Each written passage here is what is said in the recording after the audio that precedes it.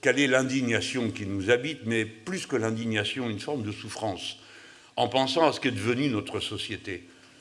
Quand nous sommes capables d'avoir des vagues de froid et que nous sommes un pays si grand, si important, si puissant, avec tant d'endroits libres, et que des gens viennent à mourir de froid.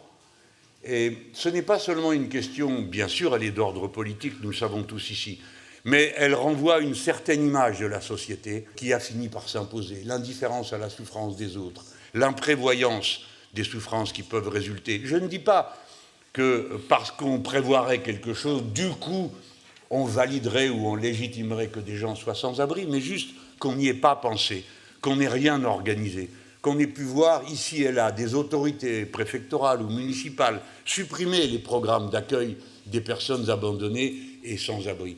Car voyez-vous, depuis que nous avons le malheur pour notre pays d'avoir M. Emmanuel Macron comme président de la République, il se trouve que l'on est passé en 2017 de 140 000 personnes qui étaient sans abri à 350 000.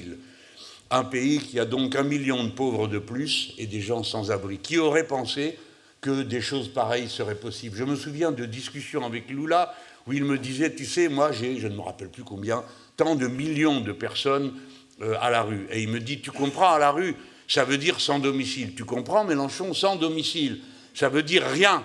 Et il me dit, pas juste rien, même pas une feuille de carton à se mettre sur la tête. Jamais j'aurais cru que la même chose arriverait à mon pays. Et la violence de cette violence, je la ressens, j'en suis sûr, comme vous tous. Il faut souhaiter pour nous tous qu'on en finisse avec ce modèle de société, qu'on en finisse avec cette manière de vivre et cette indifférence aux autres.